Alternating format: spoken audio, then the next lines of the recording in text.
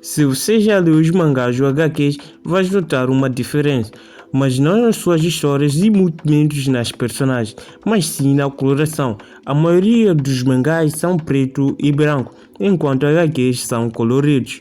Bom, e se eu te disser que existe uma razão para tal, fique até o final deste vídeo, pois vais entender tudo.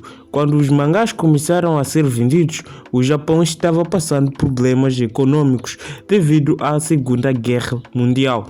Mas imagine a seguinte situação: uma edição japonesa com cerca de 300 a 600 páginas, todas elas pintadas.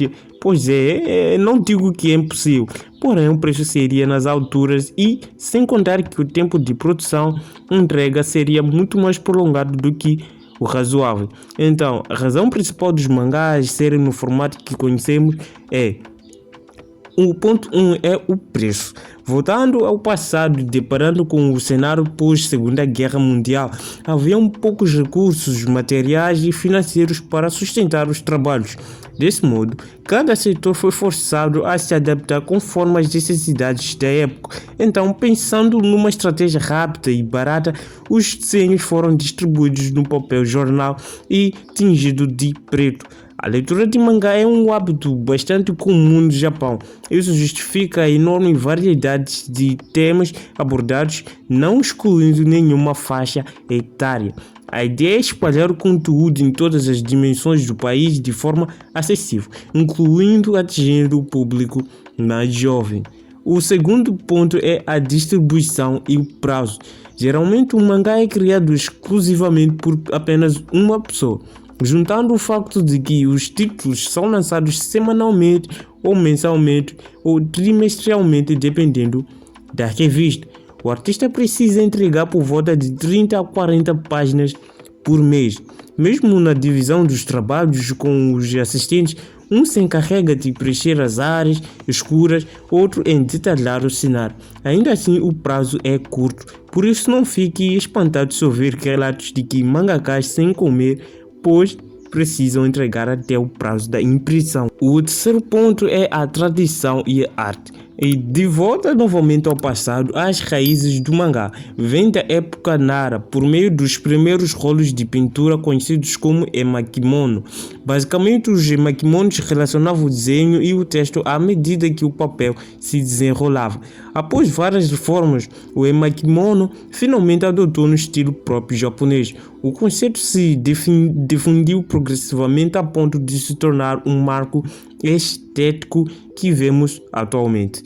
Por fim, para manter o charme das artes preto e branco, e não só por isso, isso fez com que os mangakas aperfeiçoassem suas técnicas, convencendo o público que, mesmo sem as cores, é possível dar vida às personagens e construir profundidades nas histórias. As tentativas de colorir os mangás através de reimpressões já existiram antes e não foram poucas.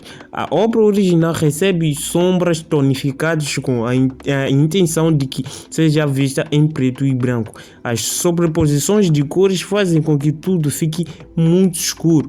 O efeito artístico não é o mesmo.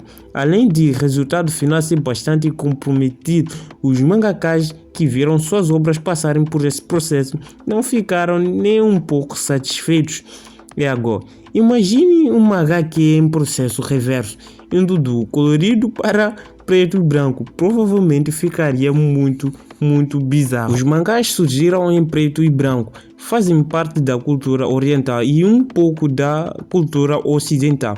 E além dos artistas, os fãs também gostam deles do jeitinho que estão, pois essa limitação faz com que os mangakas tenham mais tempo para dedicar às suas obras e criar histórias incríveis. Mas essa característica não só se aplica a preto e branco, não é obrigatório, pois podem ser preto e branco ou 100% coloridos, dependendo da preferência do artista.